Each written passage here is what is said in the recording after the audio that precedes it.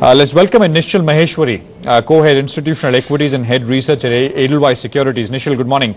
Great to have you with us here on the show. Prashant this side. You're anticipating a downside on the Sensex to about 16,000 or so, Nischal. Let's get the thought process out of the way first, and then we'll get into specifics. Actually, I am not expecting a downside. What I was trying to do or what we put out a note on our strategy is that what we believe that the downside in the market is restricted to 16,000.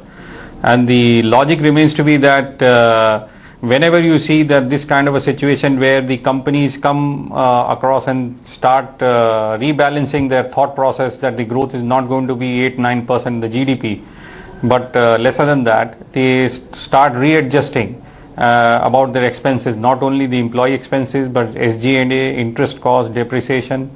And what we have seen is in the last two downturns also, the corporates start focusing more on the profitability than on the top line. And that is what is happening current also. Your top line in the last 4 quarters, the growth YOY has fallen from 27% to 18% in the last quarter. But the PBT margins have now flattened out for the last 3 quarters. At around 15%. So that's what our call is, that the downside as far as the market is concerned will be limited, because your earnings may not get downgraded much more, though your economy, the macros may continue to deteriorate from here. Got that. Apologies for that. You're saying that the downside is restricted. Important difference there at 16,000. That's what you're saying. Yes. All right, got that. Nischal, so you're saying excessive focus on profits because of the environment we are in. How does it play off? So you'd probably see revenue growth slowing down, but with excessive focus on profits, cost cuttings, etc., earnings might still hold up. What does it mean for stocks? See, what happens basically, the PBT margins still hold on, but your absolute profit will come down because it is as a percentage of the top line, since top line is top line is falling. So your absolute profit will fall, but the percentage margins will continue to remain very strong. Now, we have seen in the last two downturns, that is 2001 and 2008-9, the top line fell to a single digit. That's where the bottoming of the cycle happens. I believe that's going to happen in the current year also. Now, as far as what does it mean for various industries and stock, I think especially on the Sensex side, I believe that there is a current consensus of around 1280 rupees earning. There it has got a very limited downside of around 2 to 3%, and I believe that bottoming out will happen at around 1220, 1230. Now, this will, the downside largely what we are seeing is in the metal sector basically, where the impact of the rupee and the slowdown will have a major impact. But otherwise, I think most of the other stocks will hold on to their margins. Metals may be some more downside, but others should hold on. And you're saying fiscal 13, by the time most downgrades are through, we'll end up with 1230 or so. What about fiscal 14, Nischal? Fiscal 14, to be frank with you, I think still it is a bit fuzzy because you have various estimates on the GDP. Our estimates still stand at 7%, and we are hopeful that some amount of reforms are going to happen post July 19th, and we are going to see an uptick in the economy happening in the second half of the current year. That will continue in for FY14. And that's why we have a number at around 1400 rupees earnings, which is almost around 12 to 13% kind of a growth. But I definitely, but if we do not see much changes as far as policies are concerned, then the numbers will get downgraded. But I guess that's the real question, right? I mean, will they get downgraded? Because at 1400 you're assuming growth of 12% plus. Yes. So what's the call? I mean, are you taking sides right now that okay, you'll see big downgrades or no? I mean, we've seen the worst. I think so. The downgrades will come in because the transmission. So if the policy still, so if the government still pushes through the policy, now I do not see any structural big changes happening. Government will be able to push through maybe some small changes like a GAR issue may be pushed through. I believe some amount of diesel price hike will come through. But will there be any structural changes to revive the economy, get the investments back on track? I think that's going to be a long haul for the government also. And if they start the policy, if they start the action now, it will still take at least 2 to 3 quarters to transmit it through the economy. So I definitely believe that some downgrades is going to be there, that 1400 number. Some downgrades to that 1400 fiscal 14 estimate.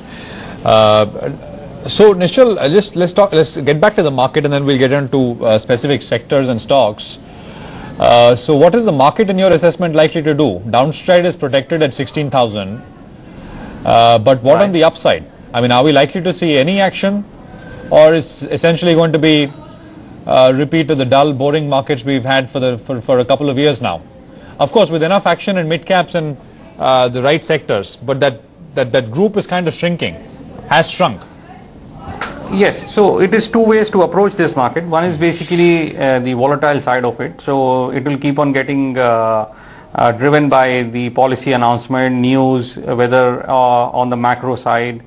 So that is one part of which is the volatile market. The second thing which we are recommending to our investors is basically, you have got now 3 sets of stocks in the market basically. One set of stocks basically which is largely driven by consumption, strong companies, very good ROEs, very little capital intensive. So that's why those stocks are, but those stocks are anyway fully priced or overpriced. Now there's another set of stocks basically where the business is broken. So you do not want to look to both these sets, one which is overly priced and the other one is basically which is where the business itself is in a question mark.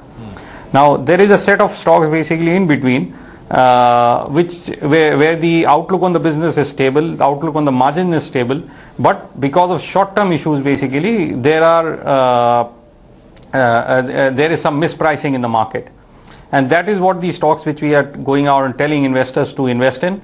The examples are like Reliance, Bharti, Tata Steel.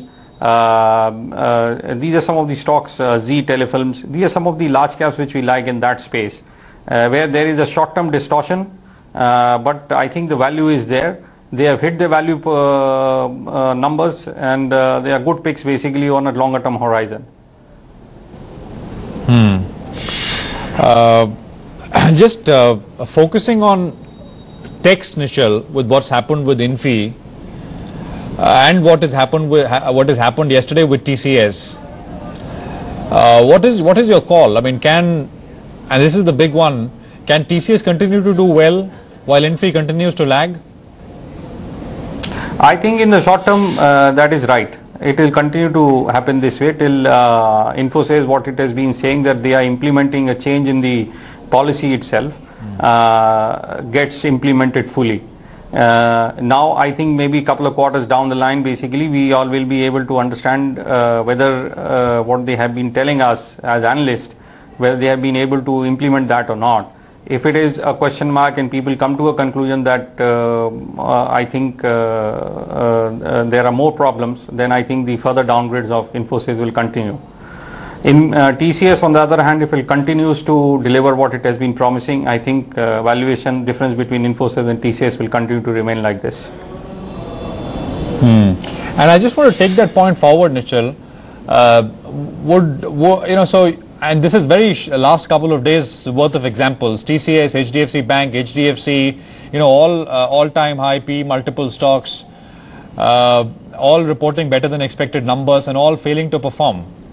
But the caveat is it's just a couple of days, so you can't really call that any great analysis or anything. But the point is, do you think the theme that winners continue to keep winning, that will come under a bit of a cloud starting this quarter, especially companies in consumer staples, FMCG, etc.? I think the growth going ahead, especially in the FMCG, given that we are facing a drought-like conditions in the country, is definitely under cloud. Maybe this quarter numbers, last quarter numbers are still good for them, but going ahead, I think there is going to be a pressure. You have seen that the commodity price, especially on the agri side, has just shot through the roof. Whether it is sugar, oil or something like that, all of these prices have now started going up. Internationally also, US is facing one of the worst droughts in the century. So prices of soybean, prices of corn, prices of sugar, I think all of them are going up in the world. So I think this is going to put pressure. I'm not very sure that the FMCG companies also will be able to pass through the cost increases, given that the inflation is high. So I think there would be pressure as far as margins are concerned for the FMCG companies. Now, most of the larger banks like HDFC Bank, TCS and all, who have given good performance, the problem that they are not improving ahead from here is because of the elevated valuations they already have now, and most of it is already owned by people. So it becomes very difficult for somebody to now go out and buy it and justify it as a keep on buying this stock from here onwards. You know, but the other argument is given is, so there are only these bunch of stocks, they might be very highly valued, but what else do you buy?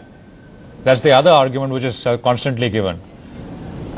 So that's what I was trying to, and what we are trying to highlight it to our investors, is something like a Bharti, where there is a problem basically in the short term. Because of the spectrum issue, because of the regulatory issue. But I think on a longer term basis, if you really look at it, the valuations are pretty good for Bharti. Similarly for Reliance, Zee Telefilms, which is the main beneficiary of the digitization in the country, Tata Steel, where 3.5 million tons of steel as the capacity has got added. So I think there is a definite a category of stocks which are available, and they are available cheap. Bharti, Zee Entertainment Enterprises, Reliance Industries, what else, Nischal? Tata Steel. Tata Steel. I mean, those are your 4 big bets, large caps. Yes. Mid caps, Nischal? Mid caps we like M&M Finance, Solar Industries, Muthoot Finance. Okay. These are some of the stocks which we like. Okay, got that. Nischal, thanks very much for taking out the time and joining in this morning. Appreciate it very much. Good to have you with us here on Profit. Thank you. We're going to take a quick break, coming back in 2 minutes. On the other side, quick focus on Sensex futures, as we always do, on the top of 10. And of course, we'll get back with results coverage. Exide Industries reported earnings. We'll get in touch with the management.